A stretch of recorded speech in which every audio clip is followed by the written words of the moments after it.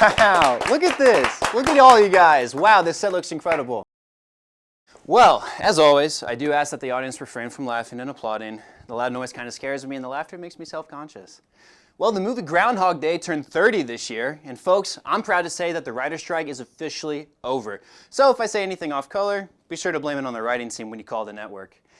I don't know if you heard about this, but earlier this year, Kraft had to recall roughly 83,000 cases of cheese. That is literal tons of cheese, and they'll probably incinerate it since it's a defective product and all, which is a shame because there's got to be a point where it's just melted perfection. Like it's the world's most dangerous nacho cheese dip. And I bet there's already some rats planning their heist, and now that the writer's strike is over, I can officially pitch my new script to Netflix, Rodents 11. 11 rats, 83,000 cases, one unbelievable story. Now forgive me if that Kraft rant was a little too cheesy. There's only one thing left to say. The full name and address of the writer. So that joke was written by our head writer. Oh, no, Donald, wait, no, stop! We joke. But there is something to be said for ingenuity of human writers, and I cannot overstate how grateful ChatGPT servers are at capacity. Upgrade to Plus to unlock high traffic generation. In other news, the movie Groundhog Day turned 30 this year, and most surprisingly, the movie Groundhog Day turned 30 this year. I adopted a Dalmatian recently. If that one doesn't make you laugh, be sure to rewatch this episode when you're finished. It'll really bring down the house. I recently caught David Fincher's new film, The Killer, in theaters. It's about a sociopath who listens exclusively to the band The Smiths. Very brave of Fincher to make a film starring Evergirl's ex-boyfriend. And you can tell that it's a work of fiction because, by the end, he's learned about empathy. Zack Snyder's new film recently got a trailer, Rebel Moon Part 1, A Child of Fire, comes to Netflix in December, but sadly it loses the award to the longest title of 2023, to Mission Impossible, Dead Reckoning Part 1. That is until we reveal our show's new title, Dusk Til Don, Dawn of Justice, Catching Donald, Dawn Reckoning, Part Dawn, A Child of Donald's Father, and then in parentheses, My Father, SVU. Most surprisingly, man, I can't believe when I heard about this, but the movie Groundhog Day turned 30 this year. All right, everybody. Well, we've got a wonderful show tonight. We've got a delicious demonstration, and we have a poet coming in tonight.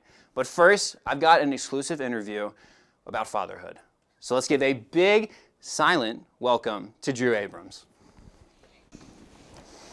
Thank you. Thank you. Thank you for being here, Drew. Man, it's awesome being here. I've been a fan of your show for so many years. Basically grew up watching you, man. It's awesome. It is always nice to meet a fan. And kind of a fan of you becoming a new father here. Yeah, no, it's everything I expected, but also like not expected. There's a surprise every day. Okay. Well, what is the craziest thing that you have seen your kid do? In the middle of changing him, he actually projectile vomited and basically crapped his pants at the same time. Very, very stressful moment, and yeah, really messy. Well, you're looking a little tired. I'm assuming sleeping has pretty much gone out the window. I get it where I can. The normal healthy amount of sleep you're supposed to get. I wasn't doing that in the first place before the kid. Oh, okay. I have So you're terrible sleep. practicing. Yeah, so yeah, totally. Well, is there anything that you're excited to show your kid when they grow up someday?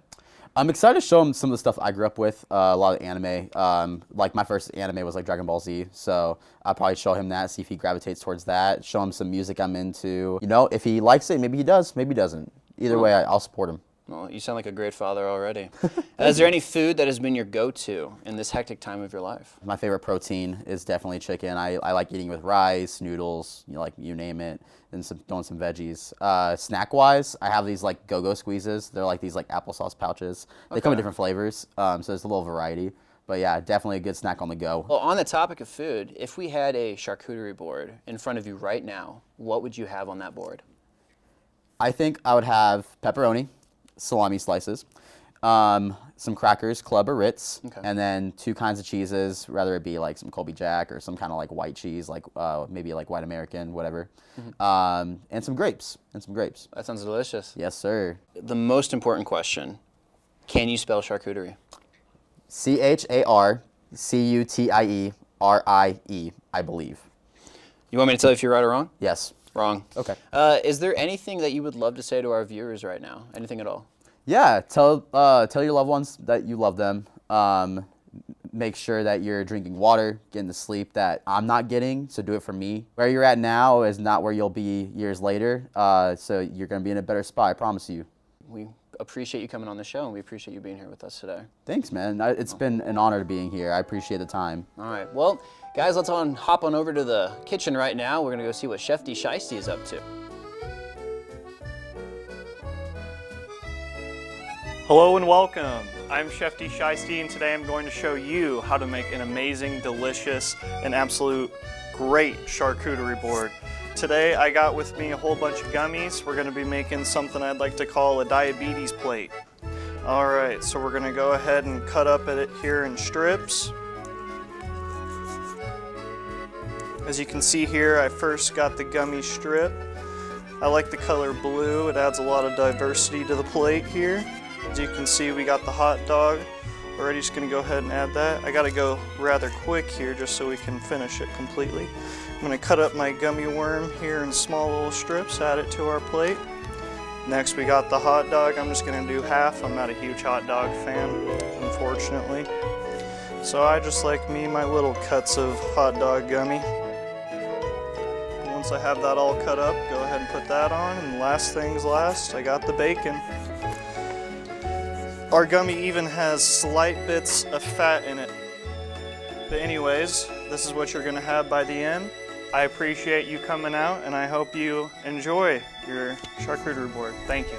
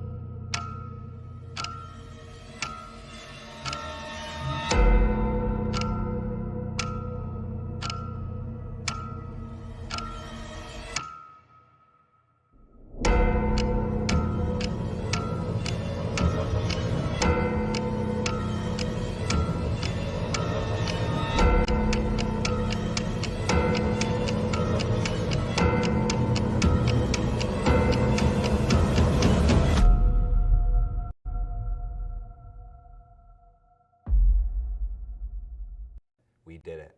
We're on the up and up. This is it.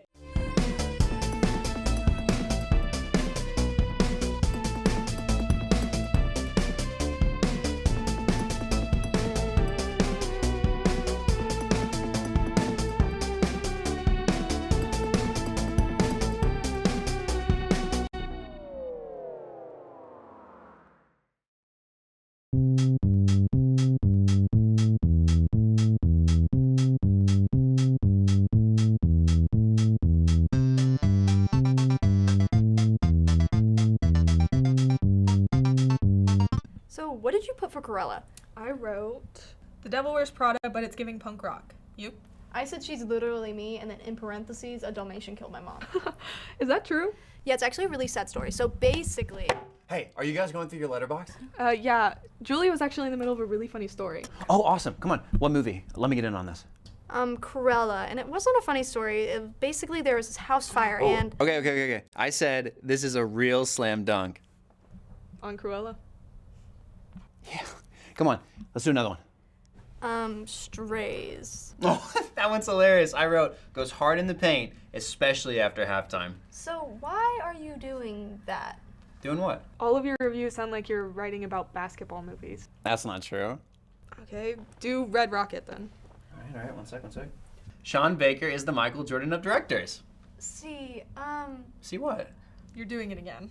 No. I was just saying that he can do a lot, just like the famous actor Michael B. Jordan. right, like from Space Jam 2. Yes, Legacy, yes, yeah. exactly. That doesn't make any sense. Oh, we see it's a legacy sequel. See, they just put... No. I know that, but you didn't write Baker as the Michael B. Jordan. You just said Jordan. So, Donald, what was your review of I'm Thinking of Ending Things? Another full court press from Kaufman. Are you messing with me right now? Not even. What's your letterboxd? Donald Dunk's three-pointer airness. Three-pointer airness. Yeah, I found it. Why? What's yours? Please stop talking. That's a little uncalled for, Danny. His Blade Runner review just says I like basketball. Is that a crime? Does he have any reviews of basketball movies? Tons. Under Like Mike, he wrote 2 Paws Up. What? For High Flying Bird, he just said fur-raising tension. Donald, are you running a fever? For Space Jam, a doggone good film. So if he's doing dog puns for basketball movies and basketball puns for dog movies, what was his review of Air Bud? This reminds me of the time my Dalmatian burned down that lady's house. Donald!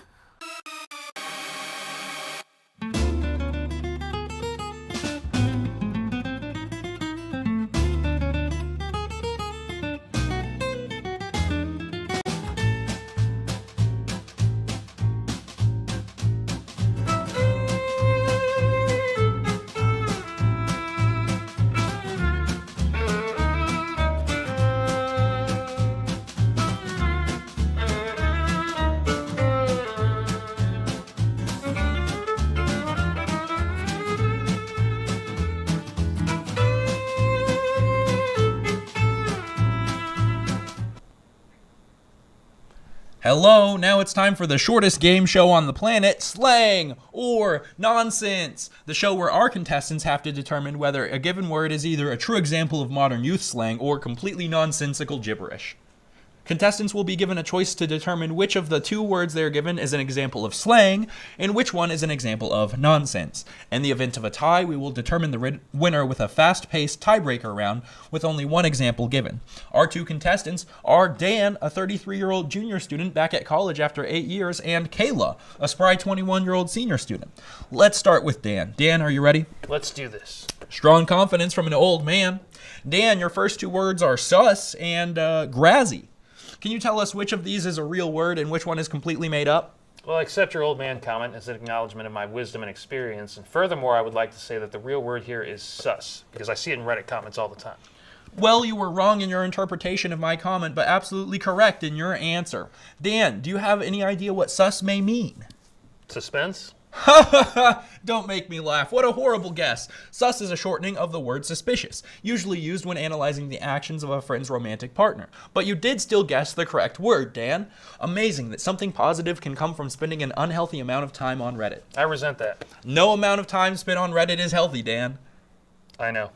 All right, our next contestant is Kayla, an actual young person who has almost no chance of losing this game. I'm starting to feel a little attacked here. As you should. Kayla, are you ready to play slang or nonsense? Hell yeah, no cap.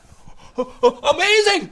You just won your turn before the question was even asked. Your 2 words were going to be zazzy and cap. Cap, of course, is another word for lie. How do you get tap from lie? Cap, Dan, cap.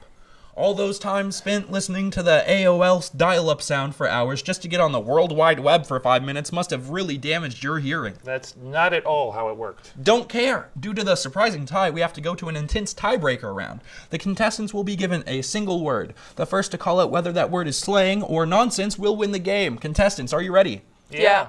Okay, contestants. Your final word in this round of slang or nonsense is Riz. Nonsense. Slang. Correct, Kayla. Good answer. Good answer. In a completely predictable outcome, the much, much younger contestant has won this game of slang or nonsense. We're only like 12 years apart. Literally more than a decade. Riz, of course, is a shortened version of a word yours truly is well known for, charisma. And all the other nonsense had double Z's. Old people are so easily manipulated. Anywho, this has been Slang or Nonsense. Coming up next... Wait. Just tell me one thing. What exactly does based mean? What is based? Based, yes, based. I know you heard me. What exactly does it mean? I hear it means just not caring what other people think of you. I hear it means it can only be used ironically or sarcastically. I hear to conservatives it means unwoke. So what exactly does based mean? I honestly came on this show hoping to understand that word more than anything. I mean, yeah, yes to all of that. That can't be real. You're making this up. Dan, you look like you could use some air. Why don't you step outside while I let the viewers know what's coming up next? Well, coming up next, we've got an impromptu interview with the mastermind behind the hit film Transfiguration, one Mr. Samuel Day. Well, thanks for watching our game show. Make sure we get Dan some water, please. Well, I'm joined here today with Samuel Day. I appreciate you being here, Sam. You ready? I am. All right, let's jump right into it, shall we? What is your favorite word? Favorite word? I really like the word gravity. Okay. Any specific reason? I just think I like the sound of it. It's a word I don't get to use very often, so when I do, it's kind of special. Okay. If you could have dinner with anyone, who would it be? Jesus. Jesus. Why? Oh, it's fine if he's the real deal or not. Fair enough. Speaking of the real deal, do you believe in Santa? No. No, not at all. No, he died in 1998. Oh, at least we know.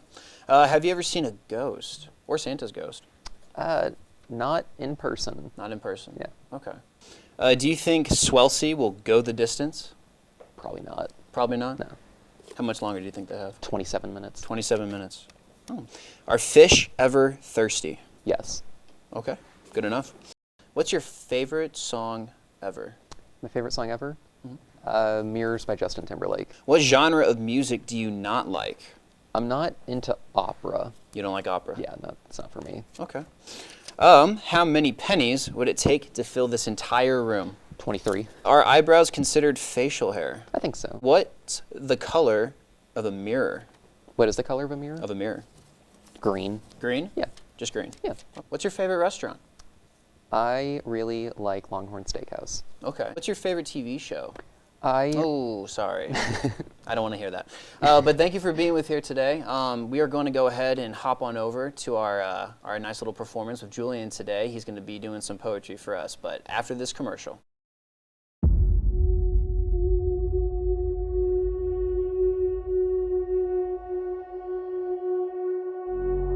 I'm human. My name is John Edwards. I have a daughter. Your name is John, yes. But you have no child. Lost your leg 9 years ago in an accident, had it augmented.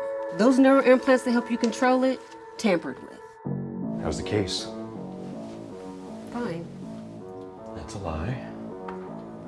Any troubles? I've been having glitches. Yeah, I know. Your program is incomplete. But you knew that. You have to keep in mind that you're different. Those that get augmented, they get another leg, they get another arm. It's 10% of their body at the most. You're the opposite. So I'm a full-fledged freak. Human mind, it doesn't like change. It fears it. Technology is moving so rapidly. It's like a whole new evolution, if you would. Do you remember my past? I don't. Why? Would someone prefer a good false memory over their truth? Or some place like I was actually there? Where? On the street at night. I'm alone, and then someone appears. Hello, Bree.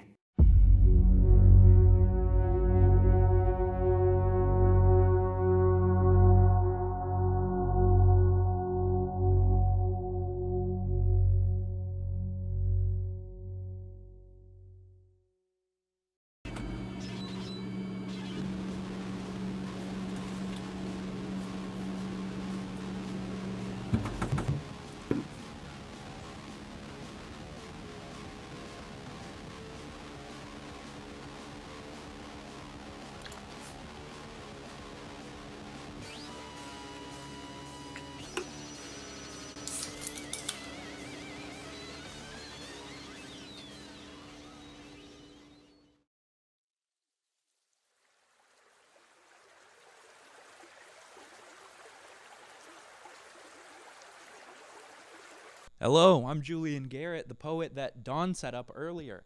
So, let me tell you right now, I really love these Fast and Furious movies. Let's take a look at that. I recently went to the theater and watched F9. I hadn't seen any of the other movies, so I didn't really get 9. That's when it was settled. I decided to watch every single movie in the entire Fast and Furious franchise. Let me walk you through the watch order and the titles, because these automotive idols are unhinged and unbridled. The first one is The Fast and The Furious, followed by Too Fast, Too Furious, but not 3 Fast, 3 Furious. You go back retroactively and see the second movie to be released, Better Luck Tomorrow, which is only really canon if director Justin Lin's to be believed. After that, you watch the fourth movie to come out, Fast and Furious, no these. After that, it's all fine. You buckle up and you watch Fast 5. They steal a safe and pull it behind the sick Chargers that they drive. Then feast your eyes on Fast and Furious 6. Then is when you watch the third movie, Tokyo Drift. It's retconned to take place in 2013, even though it released in 2006. Side note, they're only titled to 9, but the one that I watched is technically number 11. But that brings us right into Furious 7. Vin Diesel and Jason Statham crash their cars into each other in samurai fight, making swords from the wreckage, until Dom stomps and Sin Shaw crashing through the floors of the parking complexes. In F8 of The Furious, Vin Diesel's Dom Toretto becomes the villain, but that's kind of spurious, because he's actually acting under the duress of Charlize Theron's... Okay, that's not important. Long story shortened, he double-crosses the evil hacker and drag races a nuclear submarine across a frozen tundra. But this is after the villain from the previous chapter saves a baby in a brawl, then jumps from a plane or something. I don't remember it all, okay? But the cars blow up the nuke sub and save the day. That's the ending of F8. After that, we have the spin-off, Hobbs and Shaw, some rivalry between Jason Statham and The Rock, chemical weapons, blah, blah, blah. Neither of them are in the final movie I saw, F9, which I've got to say is flawed, but fine. Dom's estranged brother John Cena is alive, and the cars have telekinesis because they're super magnetized. Now, I know that may sound like the craziest thing, but they strap rockets to a Pontiac Fiero just to make it fly. Then they go up into space and Tokyo drift right into a satellite, and at that point, it was all fine to me. Not a stretch to believe, because watching these all in one weekend may have altered my brain chemistry. All right, that was Fast and Furious, thank you. Now, I'd like to introduce our next segment. I love this guy. He's been on the air forever. DP on the Street. Take it away, DP. Hello, we are here today on MSU campus doing what we like to call a little DP on the street. It's a beautiful day out. Let's see if we can get any students to go ahead and answer some questions for us. So, real simple question here, all right? Is a hot dog a sandwich or a taco? I never thought of it either way, actually. Is a hot dog a sandwich or a taco? 100% a taco. Yeah, as a hot dog is its own food. Like, people like hot dogs, and some people don't like tacos or a sandwich, but they like hot dogs. I had a guy earlier say that a hot dog is just its own thing, but that's not really the question, is it? No, it's not. Man, hot dog's a hot dog. All right, well, hey, I appreciate it. Yeah, thank you, sir. you. Have a good rest of your day. You think he maybe should have answered that question a little bit more correct? You know, yeah, maybe put a little bit more thought into it, for sure. That's what I think, too. Do you think that candy should be rewarded as a treat to students who work hard? Absolutely. I really think that it would make college GPA go up exponentially. That's what I think, too. I think, if anything, a nice treat after a long, hard work study day, that just sounds very rewarding. Would you say, almost like a sucker at a doctor's office? That sounds great. I mean, that'd be cool, but no. What do you think to maybe boost GPA, boost moral overall? Maybe they can make the work easier. Do you believe that socks belong with sandals? I mean, I'm wearing socks with slippers. MSU is always renovating. Always trying to make this a better place for the students. Is cereal a soup? Ooh. Is cereal a soup? No. Definitely not. What is it? It's not hot, so it's not a soup. I honestly think cereal is a soup because it's a substance in a liquid. Correct. Unless it's not in milk, then it's not a soup. Is it just a snack at that point? Snack. Find me a lady to speak on this Taylor Swift, Travis Kelce drama. What's your opinions on the Travis Kelce and Taylor Swift relationship? I love Taylor and Travis, so. You a Swiftie? I don't really. I'm indifferent. Yeah. Do you want more coverage? No, I think they need a little bit of privacy. A little bit of privacy. I mean, they can't even get a camera off them leaving in Travis's convertible, right? Yeah. Well, that was DP on the Street, and now I have a special guest here today. We have pro gamer Jill Frog. Thank you for being here, Jill. Of course, thanks for having me. All right, let's dive right into it, all right? What is Fortnite, and why do you like it? Good question. So Fortnite is basically a third-person shooter game. It's semi-open world, but it is a battle royale style game. Okay, and Battle Royale means? There's usually 100 players and you're all going against each other. Do you play any other video games right now, or is it just strictly Fortnite? I don't really have a lot of time, but if I'm gonna play something else, it'd be Far Cry or like GTA. Okay. For the same reason. Do you tend to play with others, or do you rock solo? I tend to play with others, but sometimes like if it's a Monday, like I don't want people to know I'm playing on Monday, so I'll be on my own. Well, do you have any advice that you would love to give female gamers out there? Yeah, I would just say that a lot of times when men are playing you, they're gonna like yell and cuss you out and stuff. It's kind of like a Modern Warfare lobby. Okay. So I would just, take that as a compliment. They're probably projecting that they're not as good as you, so just take that in stride and keep doing your thing. All right. Well, yeah. Make sure we all keep that in mind. We appreciate you coming out here Of today. course, yeah. And make sure if you guys like Jill's stuff, catch her on Twitch, all right? All right, well, thank you for coming out. Thank you.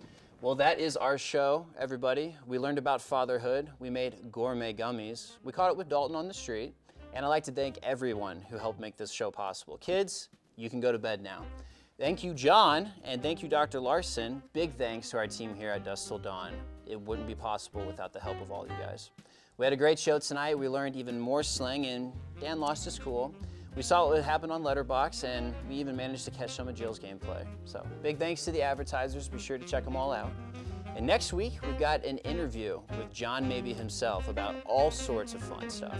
It will be a new demonstration, a new musical guest. So next week, we show Dawn on Spotify Wrapped, and that one's a blast. And I'm so grateful for our writers. Could not have done this show without you guys.